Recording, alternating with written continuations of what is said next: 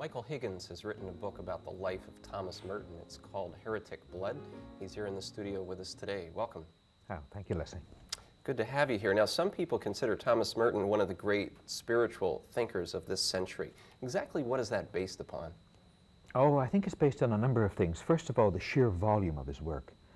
By the time Merton died in 1968 of accidental electrocution in Bangkok, Thailand, he had authored something in excess of 50 books over a period that actually began around 1941 with his first volume of poetry, concluding in 1968 with things like Zen and the Birds of Appetite. Since his death, there's even been as great, almost, a flood of work by him, posthumously. Things like the restricted journals, the publication of his letters, and all these kinds of things. So he was writing and writing and writing constantly, his entire life. Constantly. There's a famous quip. It's attributed to several people, or people want to be known as the author of it. But it is thought to have originated with Bernard Lonergan when he remarked of Andrew Greeley, the American sociologist and novelist, that he was incapable of an unpublished thought. Well, that's certainly true of Merton. He was incapable of an unpublished thought. He recorded everything he ever thought, everything he ever felt. And as a consequence, we have huge volumes of diaries and journals, only now of which, 1998, the final volume was published this fall. And of course, many, many letters, and I want to talk about that after a bit. What was this search for living wisdom, as he called it? I think that what makes Merton so attractive to large numbers of people, both within Catholicism, outside Catholicism, even outside institutional religion, is that he sought in his life to find a way that connected him with the divine. Now, that's a cliche. It's really quite banal, and people say it all the time, and they say it, mystics particularly are inclined to say it. But what in fact does it mean? For Merton, it meant that one connected with the resources, the inner resources that defined you and true freedom. And so that he wanted to search for the authentic self. And he writes in several of his specifically spiritual writings, like New Seeds of Contemplation and other works, Life and Holiness, he talks about stripping away, in the constant stripping away to uncover or to recover the genuine, true, or authentic self. That's a lifelong engagement. It's a lifelong process. And it goes on regardless, irrespective of doctrine, tradition, denomination, or definition. In other words, one is called to be oneself. The act of discovering oneself is a lifelong pursuit, arduous, deep, and unending. And I think because it's extraterritorial, it crosses all boundaries, it can appeal to people from various religious traditions, or indeed none, that Merton's appeal remains so intact.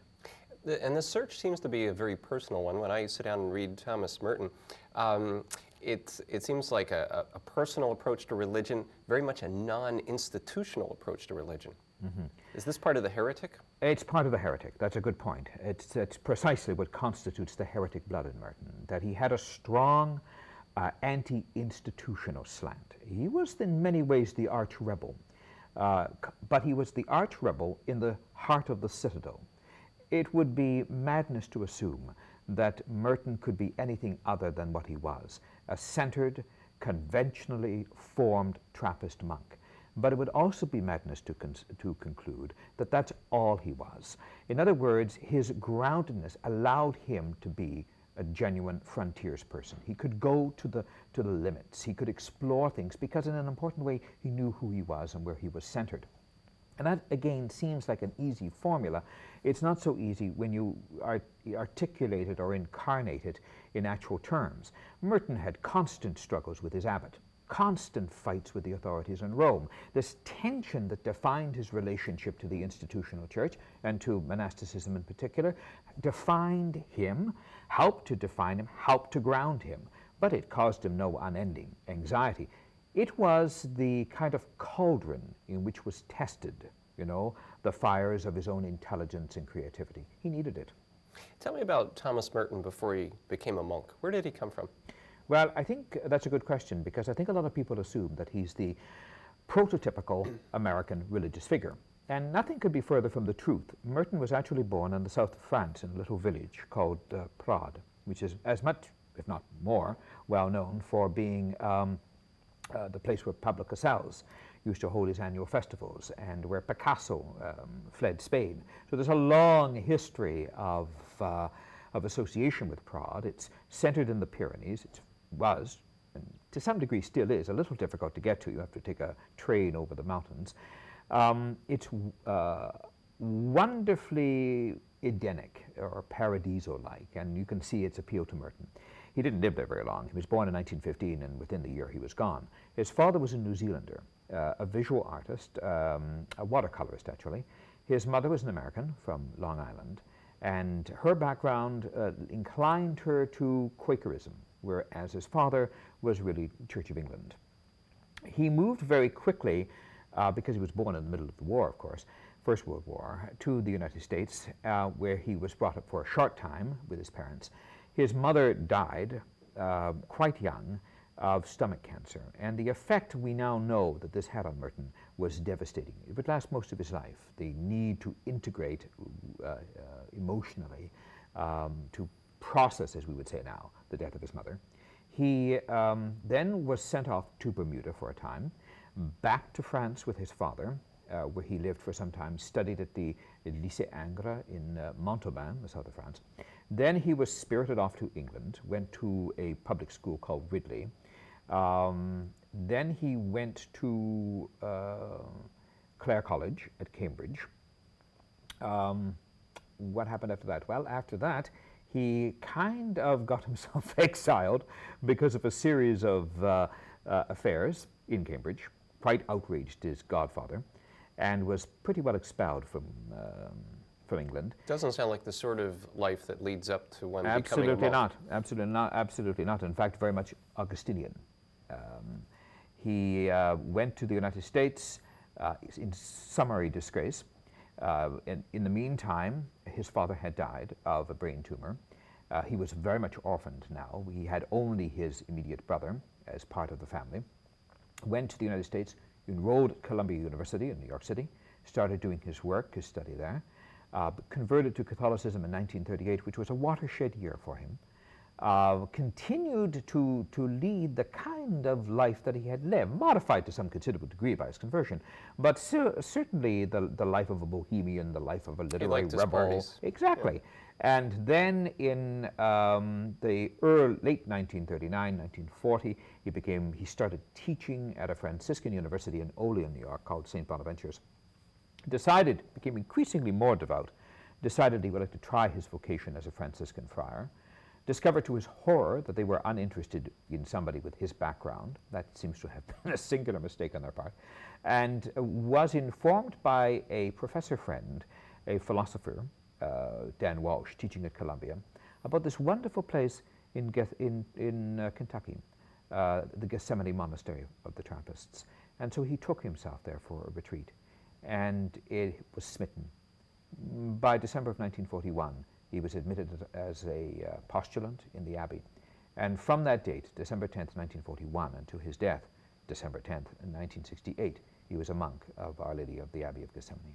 Now, in some ways, I think of going to a monastery like that as a true retreat from contemporary society, a kind of rejection of all the things that are out there in the mainstream frenzy of what people are doing. Was that true for Merton?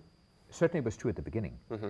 But Abbot Frederick Dunn, who was his first abbot, discovered rather early on that it would be a ticket to insanity or a nervous breakdown to forbid Merton to do what came naturally to him. I think that Dunn recognized Merton's genius for letters. And so what he did was, uncharacteristically shrewdly, because Dunn was not a particularly Machiavellian or controlling kind of person. He was a man of genuine holiness. But what he did do was to realize that Merton could be an asset to the monastery as well as to himself if we were allowed to write. So he told Merton to write his autobiography. Merton did it under some duress and under some resistance. This was the Seven-Story Mountain. And it became one of the great classics, really, of the century. In its first year of publication, 1968, it sold 600,000 hard copies. And he's still relatively a young man writing autobiography absolutely. At that point, right? How old would he shockingly be? Young. Well, in 1948, he wrote it, he would have been just 30, 31. And you got to consider that what do you do when you write your autobiography so young? I mean, the arrogance associated with this is considerable. And so Merton spends the rest of his life, Leslie, living down the success of the Seven-Storey Mountain. In fact, interestingly enough, in the edition, the preface to the Japanese edition to the Seven-Storey Mountain, Merton talks about having to demolish the Seven-Storey Mountain myth, that he had become enslaved, shackled by his own success and the autobiography. And as drastically, not only did it catapult him to international fame and prevent him from achieving that anonymity and obscurity he had entered the monastery in the first place to acquire, but it also drove the engine of spiritual and literary necessity. He would have to revive and rewrite for the rest of his life. And so what you have is from 1948, with the appearance of the Seven-Storey Mountain, to his death in 1968, you have Merton rewriting his autobiography, expanding, rethinking, reviewing, living down the myth. That's interesting how success can work that way even for a Trappist monk. Now, even though he is a monk, you call him an insatiable wanderer, and I assume this means wandering in the metaphysical sense as well as the global sense. That's right. Tell me about his wanderings. Well, metaphorically, you're quite right. I mean, a monk takes a vow of stabilitas, and the monk is supposed to remain in the monastery. In fact, as you may know, one of the great abuses of the Middle Ages was the gyrovagus, the wandering monk. In fact, Chaucer has great fun playing poking at the wandering monk. You're supposed to stay in your monastery. And Merton did. He remained in the monastery at Gethsemane for most of those 27 years. He traveled to New York to meet Dr. Suzuki, the great Zen Buddhist. He went to Minneapolis to meet, Collegeville, Minnesota rather, to meet Gregor Zilburg, the great psychiatrist. And he went to Louisville several times because of his numerous psychosomatically induced illnesses. But by and large, he stayed only in the monastery till the last year of his life, when he traveled quite extensively. So what I mean by the wandering monk in the, say, the 26 of the 27 years, is basically metaphorically. He wandered everywhere, over the boundaries of nationhood, over time periods, into different cultures. He was an insatiable absorber of other cultures. He was a naturally gifted linguist, and so he spoke French and Spanish, Latin, and Portuguese. He learned some Chinese. His German was rather difficult, but he worked at it. He was interested in learning Russian. He had some knowledge of Greek. And I think what you see in Merton is, because of his familiarity with languages, and because of his inexhaustible interest in other cultures, that the books, the documents, the correspondence that exists indicates that Merton traveled even when he never left. And so I always find fascinating, even now, after 25 years of studying the man, the things that, like his correspondence with Boris Pasternak, the author of Dr. Zhivago, a correspondence conducted in French between the two of them, that he could in such a short time understand Pasternak, and that Pasternak in turn would see him as a true friend, and virtually within a year of his death. So I think Merton's gift for friendship, his ability to travel outside his culture, his religion, his time, the boundaries, makes him, in my view, one of the great extraterritorial writers of our century, that boundaries meant nothing to him, and he could feel comfortable outside of them. Now, he was, at the same time, paradoxically, stuck in the hills of Kentucky. You know, that's where he was. And he left it very seldom. But people came to him, and ideas always came to him. So he was the insatiable wanderer who never left. And when he did leave, he died. And certainly a man just interconnected with many important people around the world at that time. Absolutely. My guest today is Michael Higgins, and his book is Heretic Blood. And we're going to take a short break and be back right after this.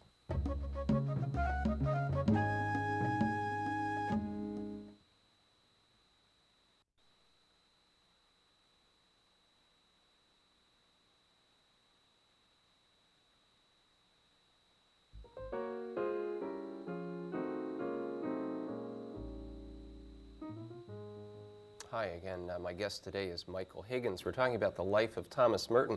I'd like to talk about the death of Thomas Merton, and then let's go back and talk about some of his ideas. How did he die?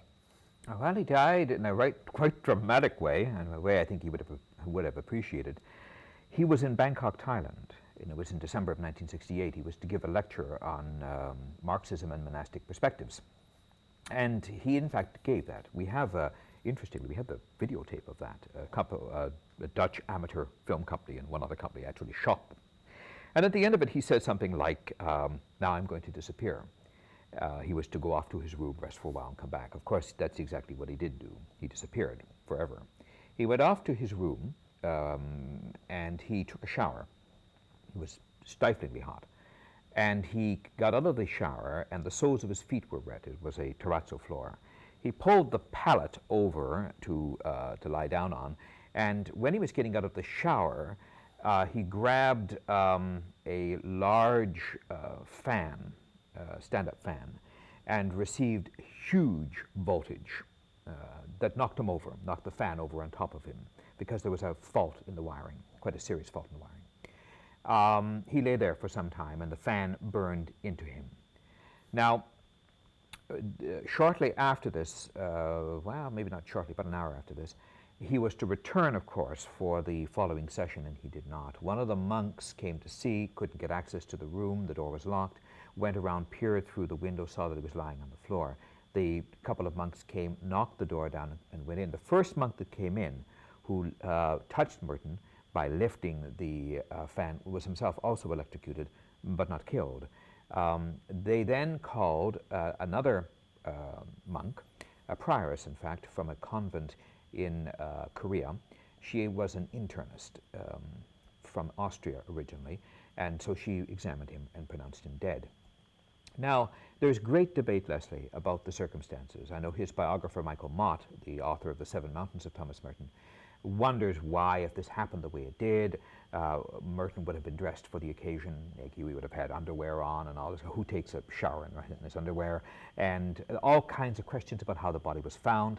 But everyone has concluded, including Michael, I think, quite categorically, that it was not, as some have surmised, a CIA assassination.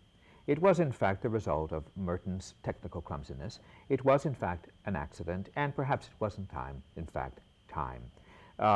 We do know, however, that if Merton had been discovered just shortly after he was knocked unconscious by having fallen on the floor, it is possible he could have been revived. He had certainly a very strong heart. There has been some speculation, even now, that he grabbed the fan because he had a heart attack, and he grabbed it to steady him. Or, alternatively, he was getting out of the shower, he slipped, grabbed it, and then suffered a heart attack. So there's debate about what preceded what. We do know, however, that he died as a consequence of receiving an incredible voltage. And because Thai law forbids an autopsy in a circumstance like this, no autopsy was ever conducted, and he was sent back to the United States via a warplane, with the most delicious of ironies, and buried quietly in the monastic grounds in Gethsemane. So certainly a dramatic tragedy there. If we go back into his life and think about some of these people that he corresponded with, Daniel Berrigan was an important friend to Thomas Merton. I met Daniel Berrigan at an anti-war protest in the United States back around probably 1970. I found him to be a very profound man, and what he had to say was very important. What was that relationship between Thomas Merton and Daniel Berrigan? It was a very close relationship. In fact, I've spoken to Berrigan myself on several occasions about it. When Merton died, Berrigan could not speak about Merton's death for fully 10 years. So painful was it. Wow. He recalls the circumstance in which he heard about it. He was coming back to his digs at Cornell University in Ithaca, where he was chaplain at the time. He put the TV on and just heard the last word, something about Thomas Merton having died in Bangkok. He was stunned by this and couldn't believe it. So he phoned some people to find out if, in fact, it was true. When he discovered that, in fact, it was true, he told me that he got up and walked out of his room, and it was a snowy night, and walked for hours. Does not recall what he did or what, just went out and walked. And talked about the devastating effect that Merton's death had on him. He still talks about Merton, I find, with some pain, though he's also acutely angry at what I think he feels is the sanitization of Merton. Berrigan feels that there's a bit of hucksterism going on in the Merton industry, as it were, and that people are attempting to sanitize him, make him safe, make him the comfortable monk for our time. I share to some degree Berrigan's alarm about this. Merton shouldn't be sanitized. He was a complex figure. He was fraught with paradox and contradiction. He was a difficult man. He was a complicated man. And he was a spiritual genius. And I don't think he should be sanitized. And let's go back to some of those ideas of Thomas Merton, the very basic things. What were some of the most important things he had to say to us, let's say about individual human freedom? I think what he felt, Merton, deeply, was that things like solitude and stillness are essential ingredients to sanity. That in order for us to live in an age like our own, of hyper-technical sophistication, of almost a maniacal busyness, we have to find a place to ground ourselves, to hear the inner voice. We simply don't do it. And we need to do it in order to sustain our inner balance. And so a good deal of Merton's sharp critique of his culture and time is a critique of the massive obsessions we have with ownership, utility, univocal reason. This is the way we handle things. Contempt for emotion, the denial of the role of imagination and the spirit. And so what Merton tries to do is he tries to serve through his art and through his poetry as an antidote to this maniacalness, this obsession with control, this power and greed that so defines our culture and time. He sees it particularly in the legacy of the Western hegemony. And for using the kind of diagnosis that William Blake, the great romantic mystic and poet, would have used, he talks about it in terms of the control of a particular kind of reason, what Blake would call Urizen or Urizen. And he sees this as important to resist. And so his art, his spirituality, a voice crying in the wilderness, if you like sometimes, Merton said, look, how do we survive? How do we become genuinely human when all the forces conspire to diminish us? Well, one of the things we need to do is to listen to the inner voice, to be quiet, to be stilled, to be silent, to reconnect with the natural rhythms, to be fully ourselves, to know that our freedom is not manufactured, is not produced by our culture, but comes from within, to be open to, in traditional classical Christian theology, the operations of grace. Now, I think that because Merton knew this, and because Merton himself came to monastic life a fractured human being, somebody who had lost his way, somebody who was profoundly disquieted, he could appreciate and did appreciate the disquiet that is at the heart of modern humanity. And he never, I wouldn't want to suggest in any way, Leslie, that he became complacent. Throughout all his life, Merton struggled with his own inner demons as much as he did trying to find some kind of, not formula, he was not one for easy formulas, and he despised religion that served as pap for our misery. What he tried to do was to find a strategy of redress. How do we meaningfully, humanly engage with our culture in such a way that we're not diminished? And I think that's why he remains a very attractive writer today. Absolutely. We're going to take a short break, and we'll be back right after this.